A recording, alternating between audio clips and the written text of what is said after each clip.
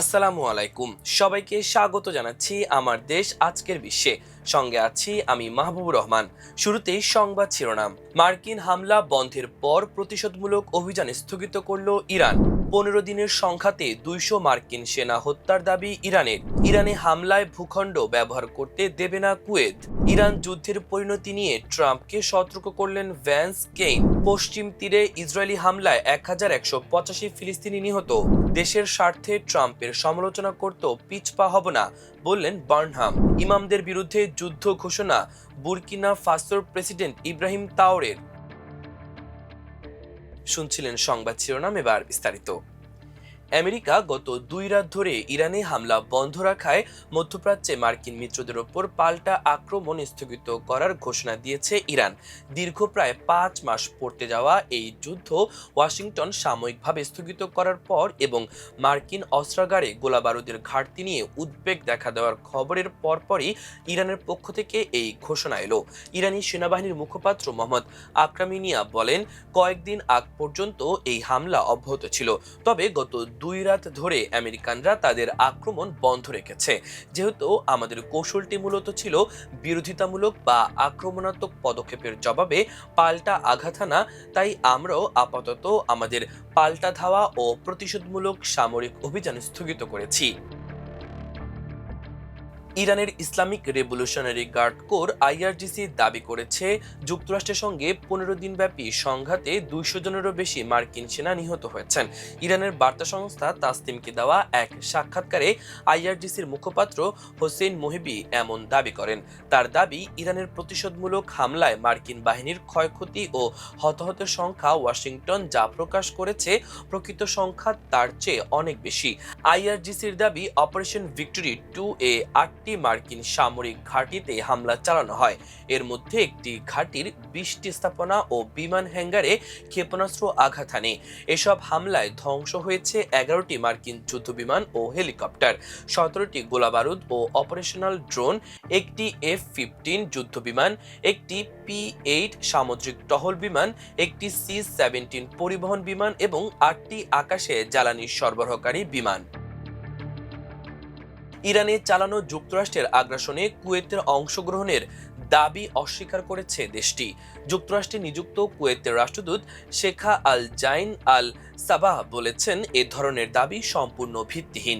শনিবার কুয়েতের সরকারি বার্তা সংস্থা কুনা জানায়, রাষ্ট্রদূত ওয়াল স্ট্রিট জার্নালে সম্পাদকীয় বোর্ডে পাঠানো এক চিঠিতে স্পষ্ট করে বলেছেন, কুয়েত ইরানের বিরুদ্ধে কোনো সামরিক অভিযানে অংশ নেয়নি, এমনকি দেশটি তাদের ভূখণ্ড, আকাশসীমা বা জলসীমা কোনো ধরনের হামলার জন্য ব্যবহার করার অনুমতিও দেয়নি।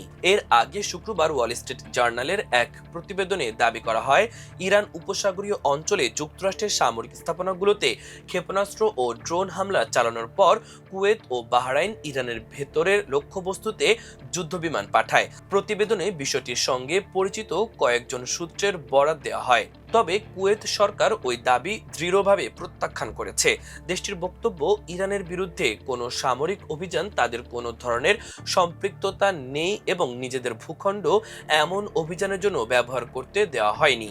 তবে ইরান বলেছে, উপসাগরীয় অঞ্চলে যুক্তরাষ্ট্রের সামরিক স্থাপনাগুলোতে তাদের হামলা ছিল যুক্তরাষ্ট্রের আগের হামলার পাল্টা জবাব। যুক্তরাষ্ট্রের আগ্রাসন বাড়লে এই অঞ্চলে হামলার পরিমাণও বাড়বে বলে হুঁশিয়ারি দিয়েছে তেহরান। যুক্তরাষ্ট্রের ভাইস প্রেসিডেন্ট জেডি ভেন্স এবং জয়েন্ট চিফস অব স্টাফের চেয়ারম্যান জেনারেল ডেন কেন ইরানের বিরুদ্ধে যুদ্ধ আরও বিস্তৃত এবং তার পরিণতি নিয়ে মার্কিন প্রেসিডেন্ট ডোনাল্ড ট্রাম্পকে সতর্ক করেছিলেন। এরপরই প্রায় 2 সপ্তাহ ধরে টানা রাতের বিমান হামলার পর যুক্তরাষ্ট্র সাময়িকভাবে হামলা স্থগিত করেছে, এমনটাই জানিয়েছে মার্কিন সংবাদ মাধ্যম সিএনএন। রোববার প্রকাশিত প্রতিবেদনে বলা হয়, শুক্রবার হোয়াইট হাউসে প্রেসিডেন্ট ডোনাল্ড ট্রাম্পের সঙ্গে বৈঠকে ইরান যুদ্ধ আরো বাড়ানোর সম্ভাবনা নিয়ে আলোচনা হয়। বৈঠকে জেনারেল কেইন সম্ভাব্য সামরিক অভিযানের পাশাপাশি মার্কিন অস্ত্রের মজুদ দ্রুত কমে যাওয়ার ঝুঁকি এবং যুদ্ধ বিস্তারের নেতিবাচক প্রভাব নিয়ে সতর্ক করেন। একটি মার্কিন প্রতিরক্ষা সূত্র সিএনএনকে জানিয়েছে, শুক্রবার রাত থেকে ইরানে যুক্তরাষ্ট্রের বোমা হামলা সাময়িকভাবে স্থগিত রাখা হয়েছে, তবে এই বিরতি কতদিন থাকবে বা আবার হামলা শুরু হবে কিনা তা এখনো স্পষ্ট নয়।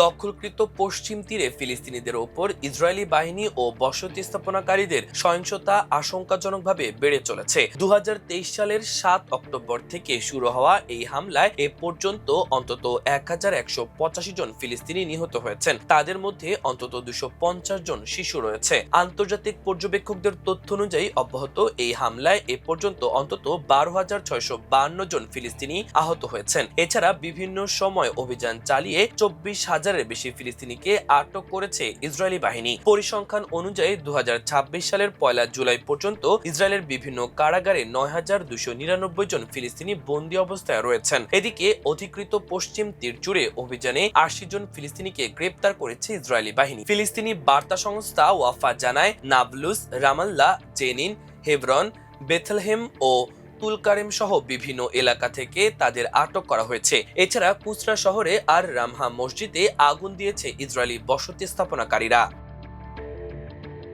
দেশের জাতীয় স্বার্থ রক্ষার্থে প্রয়োজনে মার্কিন প্রেসিডেন্ট ডোনাল্ড ট্রাম্পের সমালোচনা করতে পিছপা হবেন না বলে জানিয়েছেন নতুন ব্রিটিশ প্রধানমন্ত্রী অ্যান্ডি বার্নহাম। বিবিসির সাংবাদিক লরা কুইন্সবার্গের সঙ্গে আলাপকালে তিনি এই মন্তব্য করেন। যুক্তরাষ্ট্রের প্রেসিডেন্টের সঙ্গে সম্পর্ক নিয়ে কথা বলতে গিয়ে বার্নহাম জানান, ট্রাম্পের সাথে তার প্রথম যোগাযোগ বেশ ভালো হয়েছে এবং তিনি তাকে বেশ উষ্ণ মনের মানুষ হিসেবে পেয়েছেন। তবে ট্রাম্পকে তিনি পুরোপুরি বিশ্বাস করেন কিনা এমন প্রশ্ন দুবার করা হলেও তিনি সরাসরি কোনো উত্তর দেননি। এর পরিবর্তে তিনি মন্তব্য করেন যে পৃথিবী এখন পরিবর্তনশীল এবং পরিস্থিতির সাপেক্ষেই কেবল সঠিক সিদ্ধান্ত নেওয়া সম্ভব। আগামীকাল সোমবার সম্পূর্ণ সাক্ষাৎকারটি সম্প্রচারিত হওয়ার কথা রয়েছে। সেখানে তিনি স্পষ্ট করে বলেন যে ব্রিটেনের স্বার্থের অনুকূলে না গেলে তিনি ট্রাম্পের সাথে দ্বিমত পোষণ করতে এবং ভিন্নমত প্রকাশ করতে দ্বিধা করবেন না। ইসলামিক ব্যক্তিত্ব ও ইমামদের বিরুদ্ধে যুদ্ধ ঘোষণা করেছেন বুরকিনা ফাসোর প্রেসিডেন্ট ও সামরিক শাসক ইব্রাহিম তাওরে। তিনি বলেছেন, উগ্রবাদী ইমামদের বিরুদ্ধে তাদের যুদ্ধ ইতোমধ্যে শুরু হয়েছে। এর আগে বেশ কয়েকজন প্রভাবশালী ইমামকে আটক ও বিতর্কিত ধর্মীয় আইন পাশ করান তিনি। মুসলিম ব্যক্তিত্বদের উদ্দেশ্যে ইব্রাহিম তাওরে বলেছেন, যারা উগ্রবাদ প্রচার করবেন তাদের বিরুদ্ধে রাষ্ট্রীয় ব্যবস্থা নেওয়া হবে। তিনি বলেছেন, যদি এটি আপনাদের ইসলাম হয়ে থাকে আমরা এর বিরুদ্ধে লড়ব। উগ্রবাদীদের অবশ্যই পরিবর্তন হতে হবে। যদি তারা পরিবর্তন না হয় তাহলে যুদ্ধ ইতোমধ্যে শুরু হয়েছে। এছাড়া বিতর্কিত ধর্মীয় আইনের পক্ষে সাফাই গিয়েছেন তাওরে। তিনি বলেছেন, এই আইনের মাধ্যমে বুরকিনা ফাসোর ধর্মনিরপেক্ষতার চরিত্রটি ফিরিয়ে আনা হয়েছে। ইমামদের হুঁশিয়ারি দিয়ে তিনি বলেছেন, যারা খুতবায় উগ্রবাদ ছড়াবেন তাদের বহিষ্কার করা হবে। তবে যেসব ইমাম ইসলামের শান্তির বার্তা ছড়াবেন তাদের পক্ষে থাকার প্রতিশ্রুতি দিয়েছেন তিনি। ইব্রাহিম তাওরে অভিযোগ করেছেন, বিদেশি শক্তিরা ধর্মের মাধ্যমে বুরকিনা ফাসোকে অস্থিতিশীল করে তুলছে। প্রিয় দর্শক, আমাদের আজকের বিশ্বের আয়োজন এ পর্যন্তই। সবাই ভালো থাকুন, সুস্থ থাকুন, আমার দেশের সঙ্গেই থাকুন। এতক্ষণ সঙ্গে থাকার জন্য অসংখ্য ধন্যবাদ। আল্লাহ হাফেজ।